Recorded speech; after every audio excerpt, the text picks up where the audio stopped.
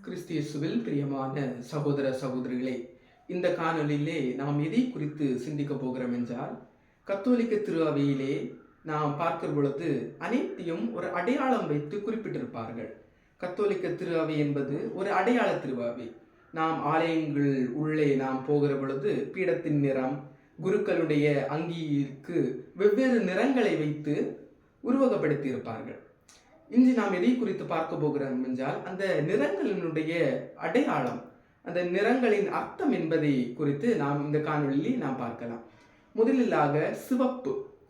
எந்த காலத்தில் இந்த சிவப்பை அணிவார்கள் என்றால், இந்த சிவப்பு நிறம் என்பது ஒரு துக்கத்தின் வெளிப்பாடு.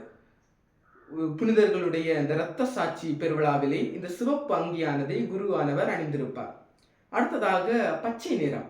பச்சை நிறம் என்பது பொதுவான விஷயங்களை பற்றி கத்தோலிக்க திருஅவையிலே மறையுரைகளில் இருக்கும் பொழுது இந்த பச்சை நிறத்தை குருவானவர் அணிந்திருப்பார். அது ஒரு புது காலம் என்கிற அந்த பொதுவான விஷயங்களை பற்றி தியானிக்கக்கூடிய அந்த காலத்திலே இந்த பச்சை நிறமானது அணியப்படும்.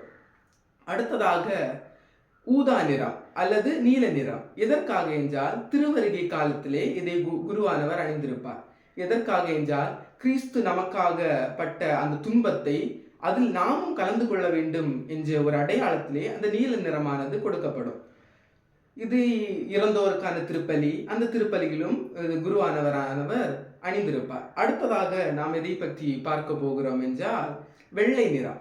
இந்த வெள்ளை நிறம் என்பது விழாக்கள், பெருவிழாக்கள், அந்தோனியாருடைய பெருவிழா, செபஸ்தியாருடைய பெருவிழா, திருத்தூதர் பவுல், யோவான் அவர்களுடைய அந்த பெருவிழாக்களிலே இந்த வெள்ளை நிற அங்கியானதை குருவானவர்கள் அணிந்திருப்பார்கள்.